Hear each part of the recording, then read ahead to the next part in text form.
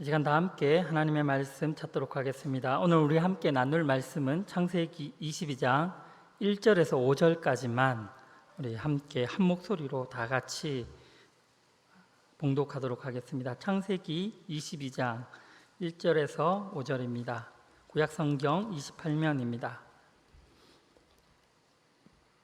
우리 다 함께 한 목소리로 읽겠습니다.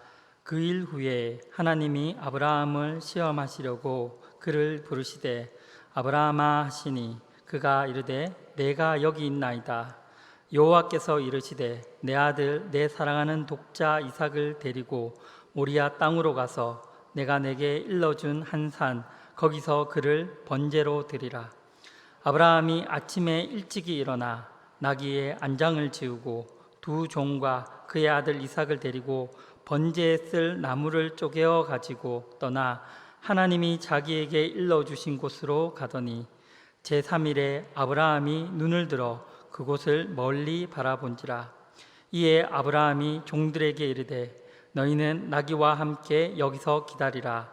내가 아이와 함께 저기 가서 예배하고 우리가 너희에게로 돌아오리라 하고. 아멘.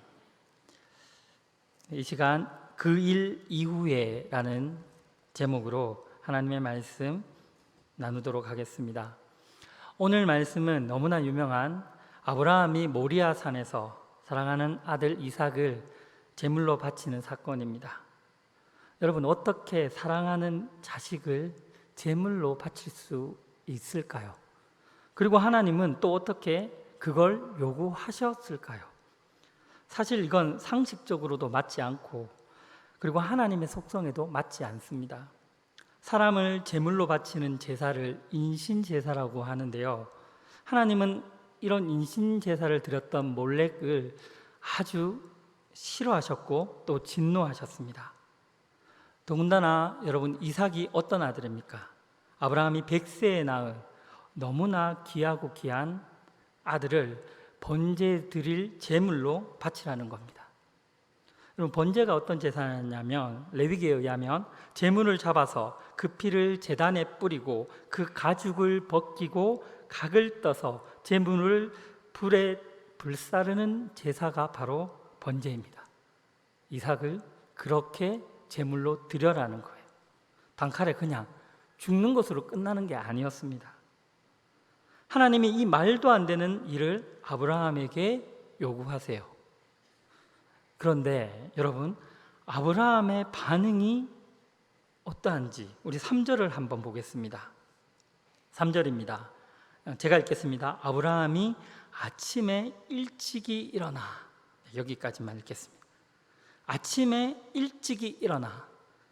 성경에서 아침 혹은 새벽은 매우 적극적인 순종의 자세를 의미하는 단어입니다. 여러분, 아브라함의 속도를 한번 보세요. 순종의 속도가 아주 빠릅니다. 꿈을 댄다거나 고민의 흔적이 없어요. 여러분, 이런 아브라함을 보면서 역시 아브라함은 달라, 역시 믿음의 조상다워, 이렇게 생각할 때가 많이 있습니다. 우리도 이런 아브라함의 믿음을 본받아 아브라함과 같은 순종의 모습이 있어야 할 것입니다. 그런데 한 가지 우리가 유의해야 할 것은 성경이 이 아브라함의 생애를 아브라함 단 한 사람의 신앙의 행적으로만 추적하고 있는 것이 아니라 우리 모든 성도가 함께 걸어가야 할 신앙의 행로의 그 대표자로서 소개하고 있다는 사실입니다. 오늘 우리는 이 시간을 통해서 아브라함의 전생애를 다룰 수는 없겠지만 아브라함의 시작과 중요한 사건들을 통해 믿음이 무엇인지, 아울러 우리 성도가 걸어가야 할 믿음의 여정이 어떠해야 할 것인지에 대해서 살펴보는 귀중한 시간 되기를 바랍니다. 여러분은 아브라함 하면 어떤 이미지, 어떤 생각이 제일 먼저 떠오르십니까? 가장 먼저 떠오르는 사건이 오늘 본문의 사건인 모리아 산에서 아들 이삭을 하나님께 바치는 사건일 것입니다. 이러한 아브라함의 행동은 그의 믿음이 얼마나 큰지를 알려주고, 그래서 우리는 아브라함만 생각을 하면 주눅이 들고 기가 죽습니다. 저에게 만약 아브라함과 같은 시험이 온다면 제가 목사지만 솔직히 자신이 없습니다. 히브리서 11장 8절의 말씀을 보겠습니다. 11장 8절 말씀 우리 다 같이 한번 읽어보겠습니다. 믿음으로 아브라함은 부르심을 받았을 때에 순종하여 장래의 유업으로 받을 땅에 나아갈새 갈 바를 알지 못하고 나아갔으며. 아멘. 이 말씀 히브리서 11장 8절 이 부분만 떼어서 문자 그대로 본다면 우리는 아브라함이 처음부터 큰 믿음을 소유했고, 그래서 고향과 친척과 아버지의 집을 떠나라는 하나님의 명령에 믿음으로 흔쾌히 순종했을 것이라고 생각할 수 있습니다. 사랑하는 자식마저 하나님께 바친 아브라함이기에 충분히 그렇게 순종하였을 것이라고 추정할 수 있죠. 우리는 아브라함을 당연히 우리의 훌륭한 신앙의 모범으로 여기고 있어서 그가 처음부터 믿음의 사람이었을 거라고 생각을 하고 있습니다. 그런데 이러한 생각의 끝에는 우리가 매우 경계해야 할 세상의 가치가 숨어 있습니다. 바로 인과율입니다. 우리는 어떤 사람이 복을 받거나 좋은 결과를 얻으면 그 사람에게 무엇인가 남다른 어떤 것이 있을 것이라는 그런 생각하는 경향이 있습니다. 그래서 아브라함이 믿음의 조상이 된 원인도 믿음의 그 하나님보다는 그 아브라함에게서 그 원인을 찾으려고 하는 것이죠. 그가 믿을 수 없는 중에 순종하였기에 믿음의 조상이 된 것이라고 생각하는 것입니다. 그러한 인과율, 그러니까 어떠한 결과에는 그에 상응하는 합당한 원인과 이유가 있다라는 이 세상적인 사고방식이 은연중에 우리 가운데 장악하고 있기 때문에 아브라함을 우리와는 다른 특별한 사람으로 규정하고 그런 아브라함에게서 구원의 원인을 찾으려고 하는 것입니다. 거봐, 뭔가 특별한 것이 있잖아. 그래서 아브라함이 아브라함 된 것이 하나님의 은혜이기보다는 아브라함은 그렇게 될 수밖에 없는 이유가 그에게 있었다라는 그런 결론을 내리긴다는 것이죠. 여러분, 이것은 불신앙이며 구원의 원리와 정확히 반대를 이루는 가짜 복음입니다. 구원은 성취의 대상이 아닙니다. 구원은 우리가 요구하거나 합의해서 혹은 어떤 열심으로 획득할 수 있는 결과물이 아닙니다. 믿음도 마찬가지죠. 나는 예수를 믿는다라는 그 말은 구원을 얻었기 때문에 비로소 나오는 고백인 것입니다. 구원 얻을 자격과 조건이 우리에게 있어서 우리가 성도가 된 것이 아니라 하나님이 구원해 주셨기 때문에 우리는 성도가 된 것입니다. 하나님의 백성이 된 것이죠. 그래서 성도만이 그 고백을 할 수 있는 것입니다. 우리가 아브라함을 이해하는데도 이러한 동일한 원리를 적용해야 합니다. 우리는 아브라함의 생애를 통해서 이 점을 분명하게 확인할 수 있어야 합니다. 우리가 이런 관점에서 아브라함의 시작을 다시 한번 살펴보도록 하겠습니다. 아브라함의 이름이 처음 등장하는 곳이 창세기 11장입니다. 아브라함의 아버지 데라의 족보를 통해서 아브라함의 이름이 창세기에 처음으로 등장합니다. 창세기 11장 27절에서 32절입니다. 창세기 11장 27절에서 32절 제가 읽겠습니다. 데라의 족보는 이러하니라. 데라는 아브라함과 나홀과 하란을 낳고 하란은 롯을 낳았으며 하란은 그 아비 데라보다 먼저 고향 갈대아인의 우르에 죽었더라. 여기 하란의 죽음이 나옵니다. 29절입니다. 아브라함과 나홀이 장가 들었으니 아브라함의 아내의 이름은 사레며 나홀의 아내의 이름은 밀가니 하란의 딸이요 하란은 밀가의 아버지며 또 이스가의 아버지더라. 사레는 임신하지 못함으로 자식이 없었더라. 아브라함 아내 사레의 불임이 나타납니다. 31절입니다. 데라가 그 아들 아브라함과 하란의 아들인 그의 손자 롯과 그의 며느리 아브라함의 아내 사레를 데리고 갈대아인의 우르를 떠나 가나안 땅으로 가고자 하더니 하란에 이르러 거기서 거류하였으며, 사실 아브라함과 하나님의 첫 대면은 이보다 더 이른 시기이긴 한데 그 부분은 여기서 생략하도록 하겠습니다. 32절입니다. 데라는 나이가 205세가 되어 하란에서 죽었더라. 다시 하란의 죽음이 기록되어 있습니다. 여러분, 아브라함이 처음으로 등장하는 이 창세기 11장이 아브라함의 시작이 어떠한지를 우리에게 알려주고 있습니다. 28절에 아브라함의 형 하란의 죽음이 나오죠. 그리고 32절에는 아버지 데라의 죽음이 나타납니다. 그리고 30절에는 임신하지 못한 그 사례의 기사를 기록하고 있습니다.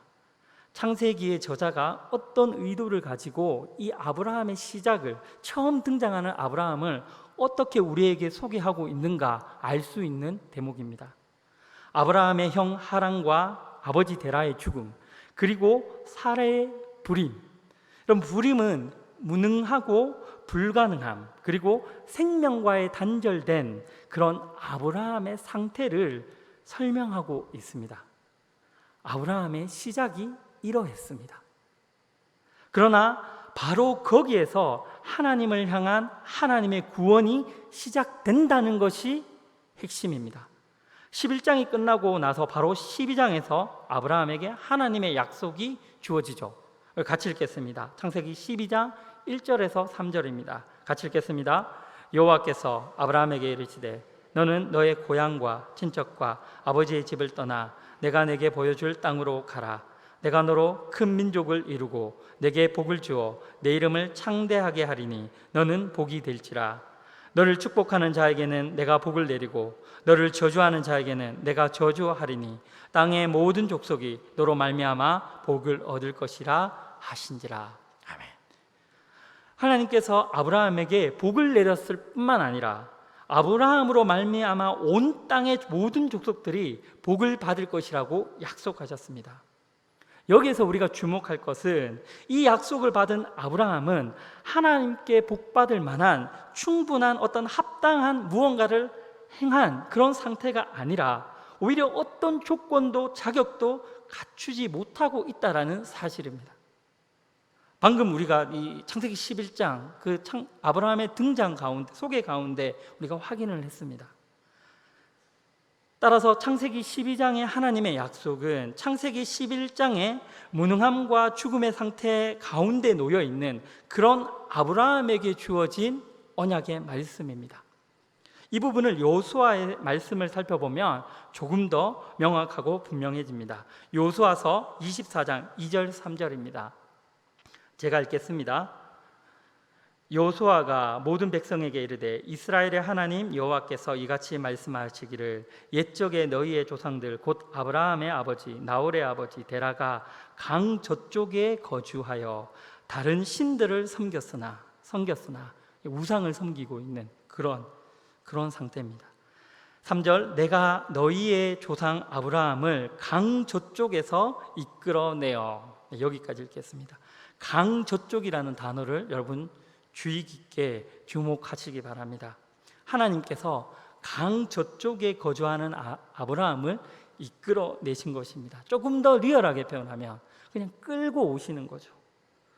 강 저쪽, 여러분 이것은 그냥 단순한 가시적인 어떤 지역의 이름이나 어떤 지역을 의미하지 않습니다.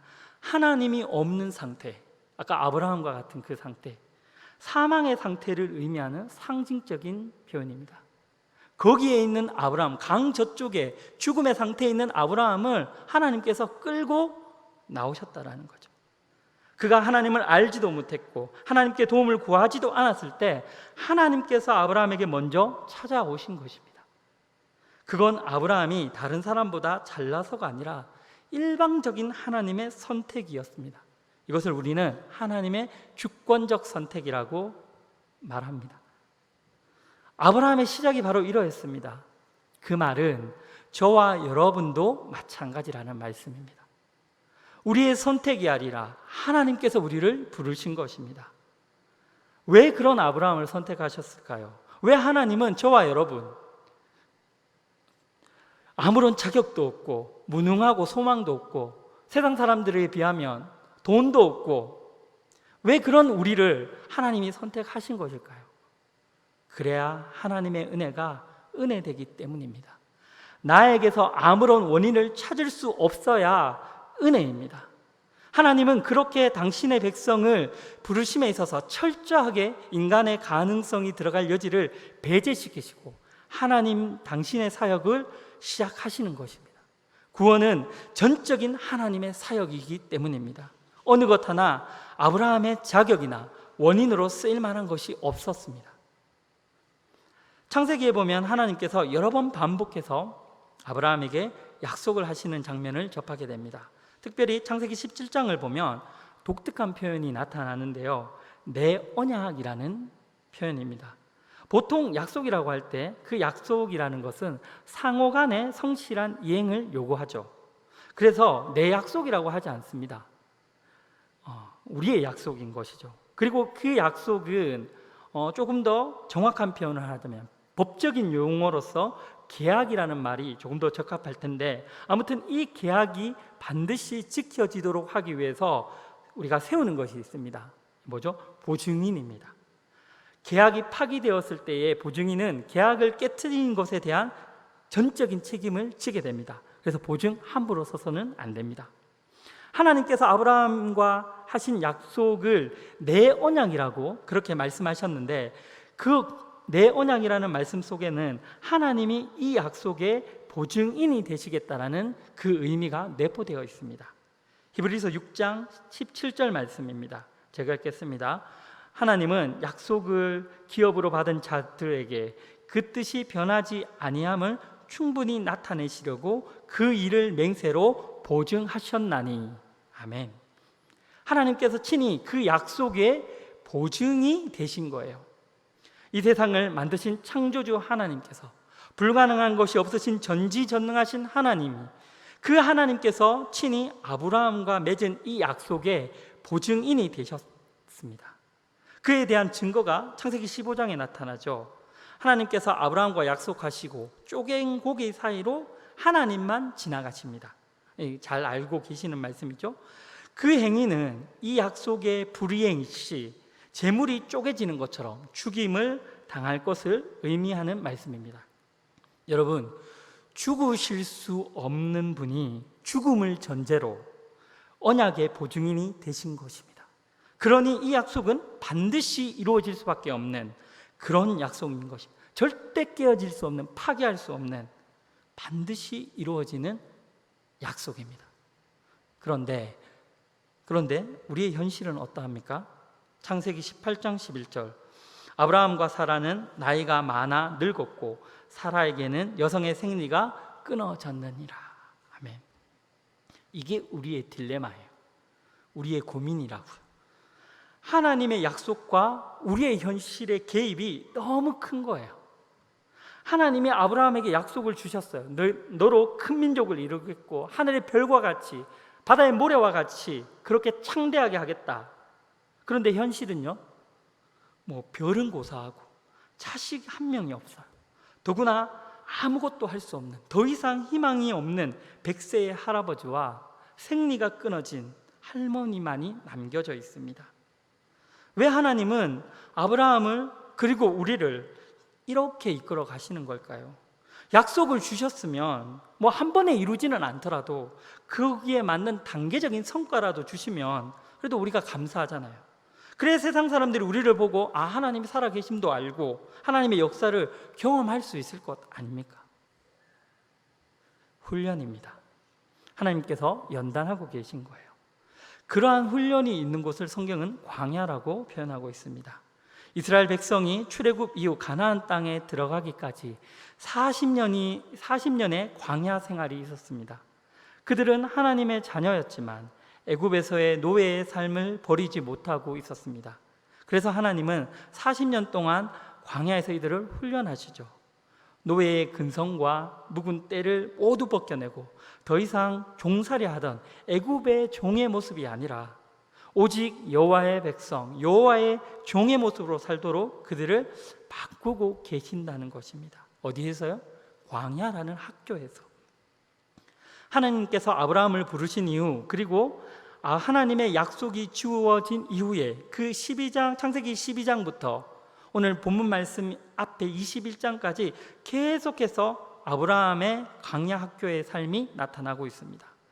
이러한 아브라함의 여정에는 롯을 구하고 소돔을 위하여 중보기도를 하는 그런 기특한 모습을 보이기도 하지만 바로와 아밀렉의 아비멜렉을 속이고 아내를 2번이라고 누이라고 속여서 속이는 그런 모습도 보이고, 하나님이 약속하신 이삭을 기다리지 못해서 이스마엘을 상속자로 삼으려는 그런 불신앙의 모습을 보이기도 합니다.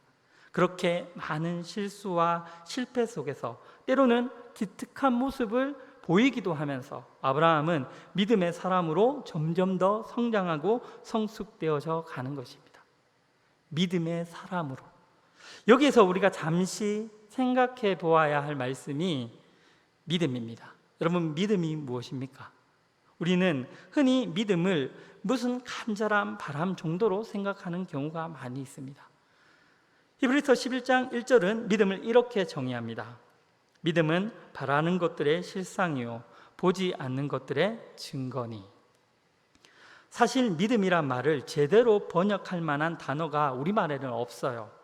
그래서 많은 사람들이 믿음을 어떻게 생각하냐면 어떤 대상이나 소원하는 것들이 간절히 이루어지기를 믿는 행위 혹은 자기 암시를 믿음이라고 착각을 합니다. 실제로는 믿겨지지 않아요. 그렇지만 억지로라도 믿으려고 노력하고 애쓰면 하나님께서 그 모습을 측은하게 여기셔서 그 믿음대로 이루어 줄 것이라고 오해를 한다는 것이죠. 그렇지 않습니다. 그건 믿음이 아니에요. 여러분, 믿음은 실제하는 것입니다. 실체이고 실상입니다. 분명히 존재하는 것이에요. 그러나 보이지 않을 수 있습니다. 예를 들어 공기가 그렇잖아요. 사랑이 그렇고 하나님이 그렇습니다. 보이지 않는다고 해서 존재하지 않는 것이 아닙니다. 그건 우리가 가진 지각의 한계 때문에 그렇습니다. 그런데 믿음이라는 분명한 실체를 만나게 되면, 그 믿음의 실체를 경험하게 되면 어렴풋하게 보였던 우리의 믿음은 굳건한 믿음으로 바뀌어지게 됩니다. 제가 좀 다르게 표현하면 객관적인 믿음이 주관적인 믿음으로서의 대전환이 이루어지는 것입니다. 무슨 말씀이냐면, 우리가 성도가 맞다면 우리에게 믿음이 있어요. 그 믿음은 하나님께서 주신 선물이기 때문입니다. 그러나 그 믿음이 그냥 객관적인 믿음으로 우리 안에 머물러 있으면 아무런 효능을 발휘하지 못해요. 객관적 믿음이 주관적 믿음으로서의 전환이 필요합니다. 그렇다면 아브라함의 이 어렴풋한 믿음이 어떻게 굳건한 믿음이 될 수 있었을까요? 다시 말해서 아브라함은 어떻게 믿음의 실체를 경험하였을까요? 오늘 본문 말씀으로 다시 돌아가겠습니다. 창세기 21장 1절입니다. 그 일 후에. 성경에서 그 일 후에라고 이렇게 번역이 되어 있는데 한글 성경은요. 근데 히브리 원문은 그 일들 후에라는 복수의 의미를 가집니다. 그러니까 그 일 후라는 의미는 우리가 이제 바로 이삭을 바치는 이 사건 바로 앞에 있는 그 사건을 하나만을 가리키는 것이 아니라 아브라함이 겪은 믿음의 여정에서의 전체를 가리킨다고 봐야 할 것입니다. 자, 그렇다면 그 일들은 어떤 일들을 가리키는 걸까요?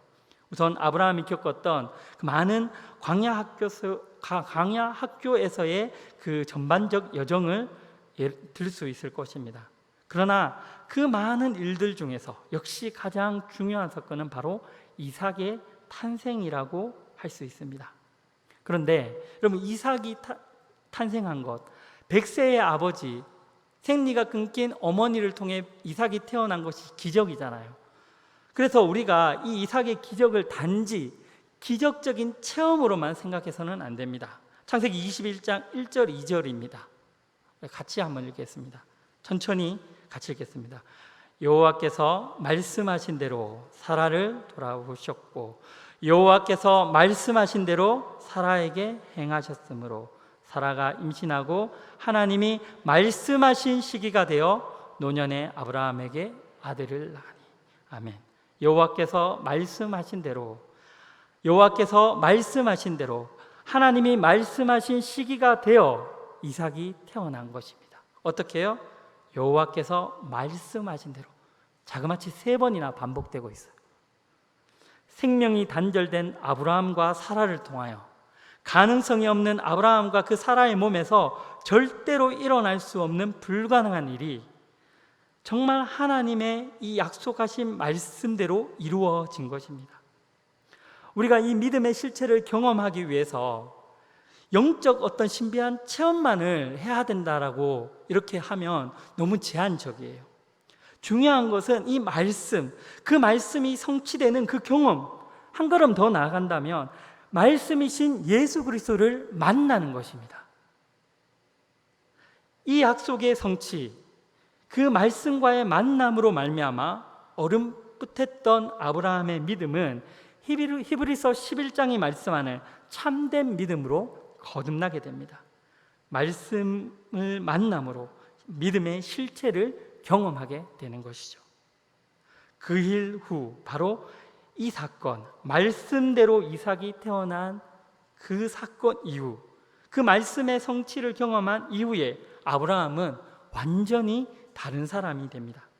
다른 믿음의 반응을 보이는 거예요. 이삭의 탄생 이전과 이후의 아브라함이 완전 달라지게 된 것입니다. 그리고 그때에 하나님의 시험이 주어지죠. 하나님이 아브라함을 시험하신 것은 결코 아브라함을 곤란케 만들기 위함이 아닙니다. 하나님은 아브라함에게 자신의 믿음이 어떻게 그렇게 성숙하고 변화하였는지를 이삭을 바치는 이 하나님의 시험을 통해서 확인시켜 주는 거예요. 우리가 시험에 대해서 별로 안 좋은 기억이 많아서 시험하면 별로 싫은데, 사실 공부를 열심히 했다거나 정답을 모두 아는 사람들에게 있어서 시험이 결코 나쁘지만은 않아요. 내가 어느 만큼 위치가 되어 있는지를 알 수 있는 기회가 되는 것입니다. 말씀을 정리하겠습니다. 아브라함은 하나님의 광야 학교를 지나면서 또 이삭의 탄생을 통해 말씀의 성취를 경험하면서 믿음의 실체를 보게 됩니다. 객관적인 믿음이 주관적인 믿음으로서의 대전환을 이루게 되는 것입니다. 그러한 경험은 이삭을 바치라는 하나님의 시험에 무슨 답을 내어놓아야 할지를 알게 하였습니다. 하나님이 주신 믿음이 이제 실체가 되어서 아브라함의 자기에 작동하기 시작한 것입니다. 아브라함은 결코 특별한 사람이 아닙니다. 그는 자신의 삶을 통해 성도가 가야 할 믿음의 여정을 우리에게 미리 보여준 하나의 모델이고 샘플입니다. 믿음의 조상은 그런 의미에서 이해되어질 수 있습니다.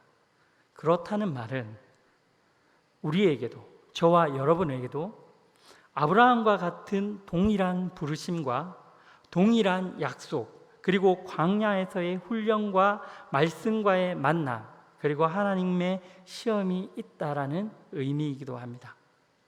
특별히 시험이 없었으면 좋겠지만 우리가 하나님의 백성, 성도가 맞다면 이 시험이 없을 수는 없습니다. 물론 각자의 성도에게 주어지는 하나님의 시험은 각자가 처한 상황과 그 형편에 따라 다른 모습으로 제시될 것입니다.